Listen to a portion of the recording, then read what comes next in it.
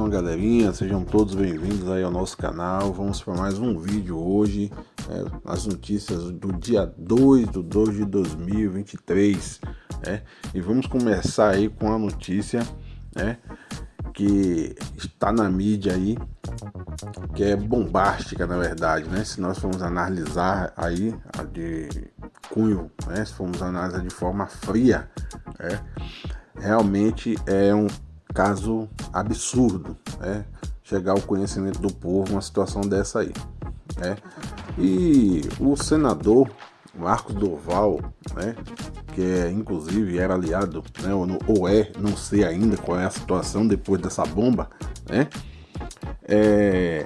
informou aí, a um site de notícia aí, que em uma reunião, houve uma reunião entre ele, Bolsonaro e o ex-deputado Daniel Silveira, e a pauta dessa reunião era justamente uma tentativa de golpe, E essa tentativa de golpe se daria através do próprio deputado Marcos Duval, onde o ex-deputado, Daniel Silveira fez a proposta junto com o presidente da República estava presente, em grampear aí o senador Marcos Duval para que em uma conversa com o ministro Alexandre de Moraes ele pudesse aí coletar alguma informação, dita pelo próprio ministro, no caso, que viesse aí a comprometer o ministro, e isso aí poderia resultar, em afastar o ministro aí,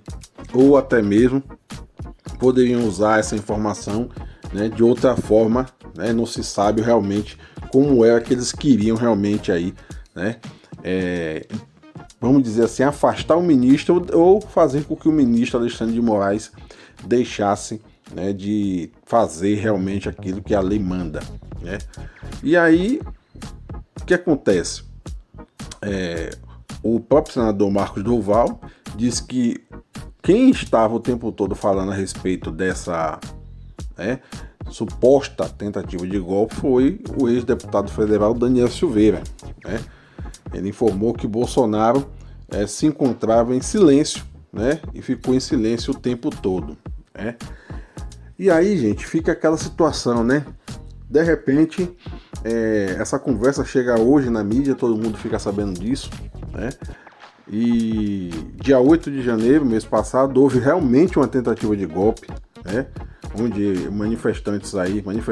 golpistas, tentaram aí, tomar o poder à força, E o mais incrível disso tudo é justamente que o ex-presidente Jair Messias Bolsonaro sai do Brasil, justamente no mês de dezembro, e se encontra fora do país até hoje, E aí no dia 8, não tinha praticamente nem 10 dias direito que ele tinha saído do Brasil, acontece uma tentativa de golpe, e hoje a gente vê aí que foi algo que realmente estava sendo orquestrado, Marcos Duval deixou claro que Bolsonaro ficou em silêncio, mas se o presidente da República naquela situação tinha conhecimento disso, ele como presidente da República não deveria jamais nem participar de uma reunião dessa, sendo em vista que ele tinha sido eleito, de forma democrática, ele não tomou o poder, Então é um absurdo você ouvir uma situação dessa, saber que o presidente tinha conhecimento, de um plano, justamente para dar um golpe de Estado e manter, o ex-presidente no poder. Cada vez mais fica, caracterizado que o que aconteceu no dia 8 de janeiro aí não foi uma mera coincidência, não foi algo do acaso, foi algo que foi muito bem orquestrado, muito bem planejado. Neutralizado politicamente. Aqui a notícia não para. O senador Flávio Bolsonaro, o filho aí do presidente Jair Messias Bolsonaro, confirmou que a reunião citada por Marcos Duval é verdade, é verídica, e que essa situação não configura crime, Nos olhos do Flávio Bolsonaro, tudo que disser respeito ao pai dele nunca vai configurar crime, nunca vai configurar crime, nunca vai. mas infelizmente aos olhos da lei, né, a gente percebe que é crime sim. Como não é crime você, presidente da República, está numa reunião onde pessoas estão planejando um golpe de Estado? Como não é crime? Não tem como não ser crime. Você não está somente ali, você é partícipe do crime também, porque você é autoridade naquele momento e aquele golpe de Estado, caso fosse concluído, caso lograsse êxito, iria beneficiar o próprio. Então, como é que não é crime? Né? Então, a gente percebe que realmente aquilo que aconteceu no dia 8 foi algo muito bem planejado, muito bem orquestrado e que vinha sendo planejado desde o momento em que o ex-presidente, no caso, perdeu a eleição. Né? O objetivo daquela invasão ali realmente era dar um golpe de Estado. E o que percebe-se foi orquestraram para tomar o poder em Brasília, achando que simplesmente, a partir do momento que invadissem Brasília e tomassem ali os três poderes, que eles iriam ter o apoio do restante do país, pelo menos as regiões mais favoráveis aí ao presidente, e isso iria se caracterizar realmente uma tomada do poder, e o Bolsonaro aí iria retornar ao Brasil, no caso, já que ele estava fora, iria retornar ao Brasil para continuar no poder, no cargo de presidente da República. Infelizmente, ou felizmente, não sei para quem vai assistir esse vídeo, quem se tá do lado de lá ou tá do lado de cá, porque eu não tenho um lado, felizmente, para alguns, infelizmente para outros, não logrou êxito, aquela situação não se confirmou, mas se houvesse por algum motivo, uma fraqueza no momento ali dos órgãos de segurança pública, principalmente ligados à presidência da República atual, e não tomar uma providência para aquela situação ali realmente ser contida, realmente hoje o Brasil estaria passando por uma nova formulação, uma nova forma de governo, porque nós não saberíamos até o momento que tipo de governo seria esse que seria instalado em nosso país, depois de uma tentativa de golpe. A gente não sabe se ia voltar a ditadura militar, a gente não sabe realmente se o nosso país iria abraçar aquilo que tanto falam mal, os sistemas ditatórios pelo mundo afora, Então a gente não sabe, mas o que fica bem claro é que foi uma tentativa de golpe de Estado, muito bem orquestrada, e não foi orquestrada por qualquer pessoa, foi orquestrada por pessoas que estavam dentro do Estado e que conheciam o Estado por dentro, sabiam onde teriam que atacar, sabia a sua estrutura, e sabia muito bem qual é a reação que o Estado teria. Então realmente foi algo muito bem orquestrado, muito bem planejado, e essas pessoas não podem ficar impunes.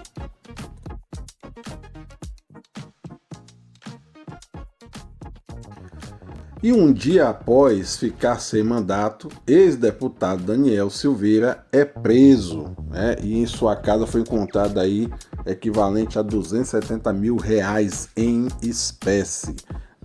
O ex-deputado aí que fazia frente ao ministro Alexandre de Moraes, invocava em todo momento aí a Constituição Federal, se valia da sua situação de parlamentar, para falar aquilo que queria falar, o que achava que tinha direito de falar, não respeitando a lei, não respeitando as determinações legais, afrontando não só o ministro Alexandre de Moraes, como também o próprio judiciário, E o que mais deixa a gente perplexo com toda essa situação aí de Daniel Silveira é que Daniel Silveira era um militar, ou seja, uma pessoa que é conhecedora da lei, sabe muito bem como a lei funciona e, acima de tudo, é uma pessoa que deveria respeitar a lei por ser um agente cumpridor da lei.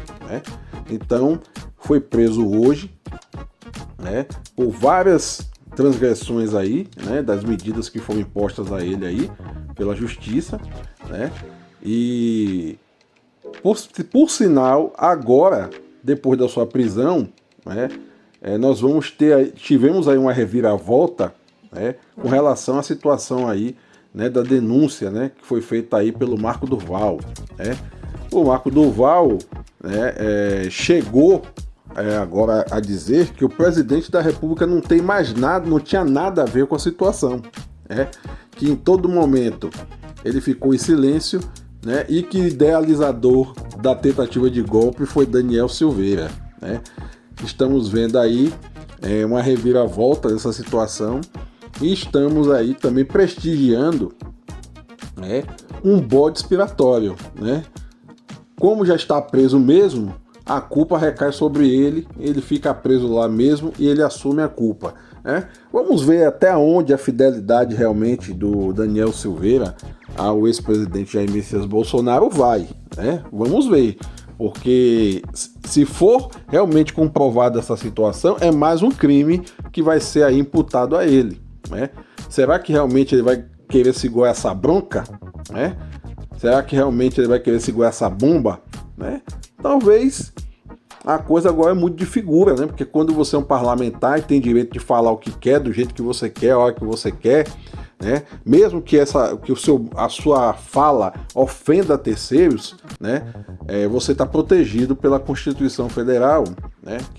Por mais que eu seja brasileiro e respeite, vejo que pelo menos em algumas questões a Constituição já deveria sofrer uma emenda, né? Principalmente nessa questão política brasileira. Político não pode ser rei no Brasil, né? Nós vivemos numa democracia, né? Então, agora que ele não tem mais o foro privilegiado, nem tem mais a prerrogativa, será que realmente ele quer segurar essa peteca? Vamos ver, eu acho que vai começar a sair muita coisa a respeito dessa tentativa de golpe do dia 8, a partir do momento aí que as investigações avançarem, né? E as pessoas começarem a delatar umas às outras, justamente para poder não irem para a cadeia.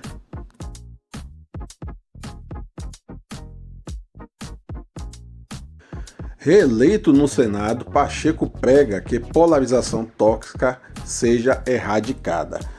O senador Rodrigo Pacheco foi reeleito, foi reconduzido aí ao cargo de presidente do Senado.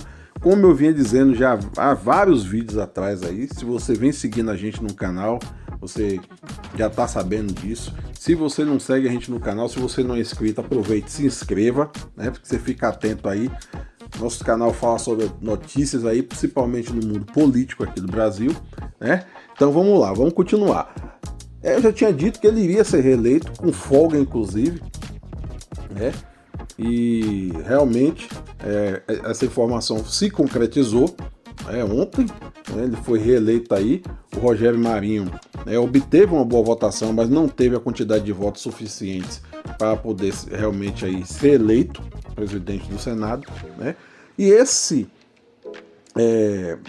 essa situação de Rodrigo Pacheco, né, esse cenário, a gente já sabia, tanto dele como do Arthur Lira, né? Então, assim, o Rodrigo Pacheco ele já vinha negociando com os partidos, com as bancadas no Congresso, desde o ano passado. Da mesma forma, aconteceu com Arthur Lira. Arthur Lira também já vinha negociando com as bancadas desde o ano passado, né? Arthur Lira, inclusive, foi reeleito com recorde, né, de votos, né? E isso também nós já sabíamos, né? Eu tinha dito aqui no vídeo anterior que o Arthur Lira ele tinha apoio tanto de Lula como ele tinha o apoio do ex-presidente Jair Messias Bolsonaro, né?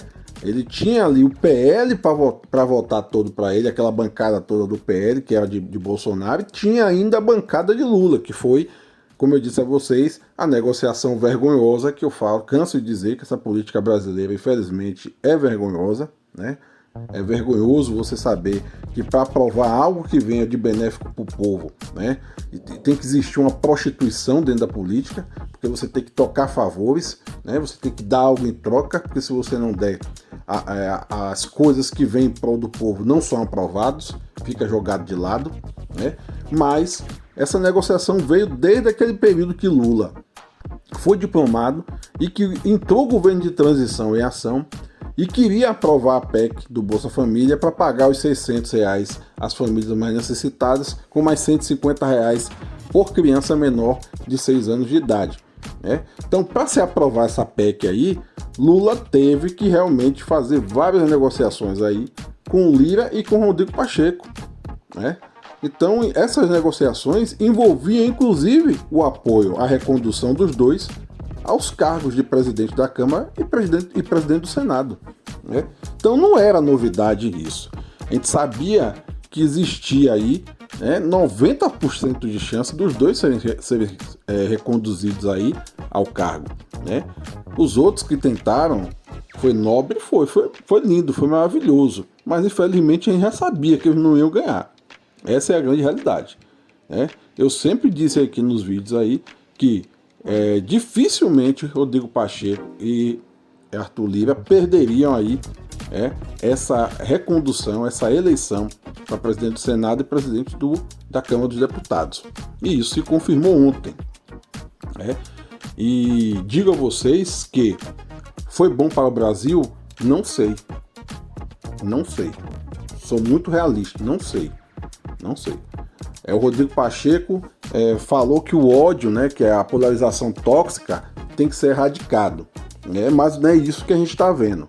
Inclusive, o que a gente percebe é que após a sua vitória, né, e após aí a posse de vários deputados aí bolsonaristas, né, o que a gente viu ali foi deplorável, foi deprimente para pessoas que foram empossados deputados e se dizem representantes do povo, se dizem eleitos para representar o povo. Para mim, são travestidos de representantes, não são representantes do povo. Quem não respeita o resultado das urnas não é um democrata. Essa é a grande realidade, é um ditador. Ele quer ditar a regra, ele quer dizer como a coisa vai funcionar. Então esses deputados não são representantes do povo, são travestidos de representantes do povo, eles representam eles próprios e a ideologia que eles seguem, né? Então foi deplorável, protestos e mais protestos. No primeiro dia, né, de abertura dos trabalhos, né, você perceber, né, que no Brasil, infelizmente, nós temos esse tipo de político, né? E aí esse tipo de político, né, é que chega no Congresso, bate boca, faz barraco, mas não faz nada realmente de bom para a população. Porque, na verdade, a classe política já não faz nada de bom pela população. Essa é a grande realidade. Eles dão com a mão e tiram 10 vezes mais do que dão. Essa é a grande realidade.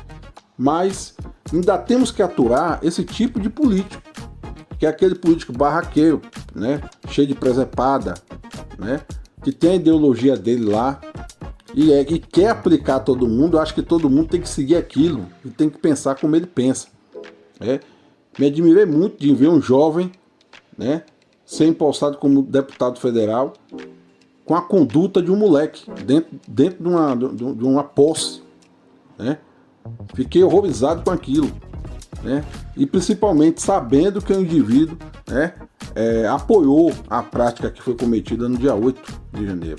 Isso prova como o devido processo legal brasileiro é indevido, né? E só funciona para as classes mais baixas, né?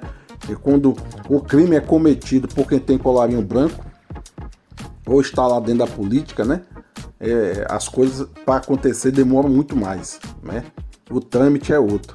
Mas quando é para as classes mais baixas, mais pobres, que são ignorantes perante a lei, essa justiça funciona rápido, né? Ela é exemplar, né?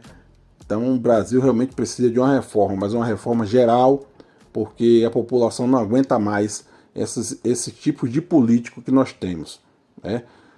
E vamos pedir aí a Deus, né, que essa recondução de Rodrigo Pacheco e de Arthur Lira realmente seja benéfica para a população, para o povo, né? Que não seja, mas realmente um benefício para eles próprios, né? Porque a gente já está cansado, né, de estar aí só fazendo escada para esse povo estar ganhando dinheiro, comendo, bebendo, dormindo, vivendo como reis às custas do povo, do sofrimento, da miséria alheia, né? Cada do povo brasileiro. Neutralizado politicamente. Aqui a notícia não para.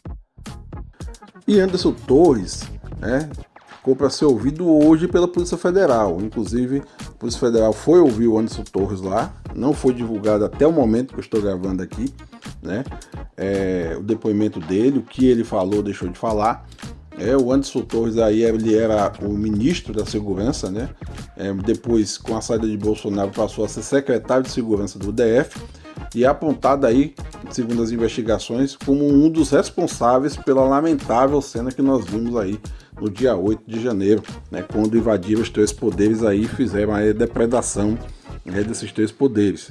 Né. No outro depoimento, o Anderson Torres permaneceu calado, em silêncio, não se manifestou. Né. Houve aí um depoimento que tinha sido marcado, né, ainda em janeiro, mas depois foi informado que não seria agora, em janeiro, ia ser agora em fevereiro, especificamente hoje, dia 2, né, mas até o momento não foi divulgado nada a respeito desse depoimento que o Anderson Torres, né, teve que dar a PF aí, a respeito desse inquérito no qual ele é investigado aí, né, com relação a essa tentativa de golpe, né, que houve no dia 8 de janeiro aí. O Anderson Torres, inclusive, né, ele cometeu uma falha gravíssima, né, porque quando ele estava fora do país, que foi o momento que aconteceu a tentativa de golpe, né, e esqueceu o celular dele lá, em Miami, né. Ele chegou aqui ao Brasil, imediatamente foi preso, né, e pegou, deixou esse aparelho celular em Miami.